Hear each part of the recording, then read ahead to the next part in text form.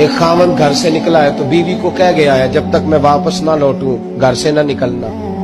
2 گلیاں چھوڑ کے والد رہتے, 2 گلیاں چھوڑ کے. بیوی نبی کریم صلی اللہ علیہ وسلم کی بارگاہ میں پیغام بھیجتی ہے, کہتی ہے خاوند حکم دے گیا تھا میری بغیر اجازت گھر سے نہ نکلنا. اب تو بیوی کہتی ہے میں پڑھی لکھی ہوں. کل میں ایک اسکالر کو سن رہی تھی, وہ کہہ رہا تھا بیوی کے بڑے حقوق ہیں, جو مرضی چاہے کر سکتی ہے, اور اللہ خیر کرے اگر بیوی بی ایڈ کر لے پھر تو معاملہ ہی ختم ہو گیا. وہ کہتی ہے تو مجھے کر فارغ. خاوند جہاد پہ چلا گیا, کسی سفر پہ چلے گئے, کہہ گئے میری اجازت کے بغیر گھر سے نہ نکلنا. والد بیمار ہو گئے. خاتون حضور کی بارگاہ میں پیغام بھیجتی ہے, کہتی ہے یا رسول اللہ خاوند حکم دے گیا تھا گھر سے نہ نکلنا, والد بیمار ہے, کیا حکم ہے؟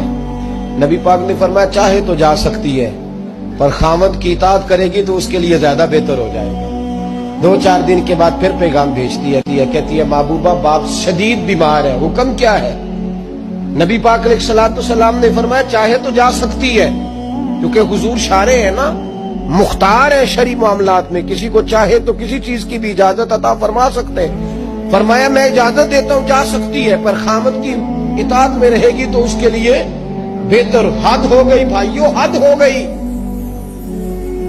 عرض کرتی ہے حضور باپ انتقال کر گیا ہے, باپ انتقال کر گیا, بیٹی ہوں کیا کروں, رہ نہیں سکتی.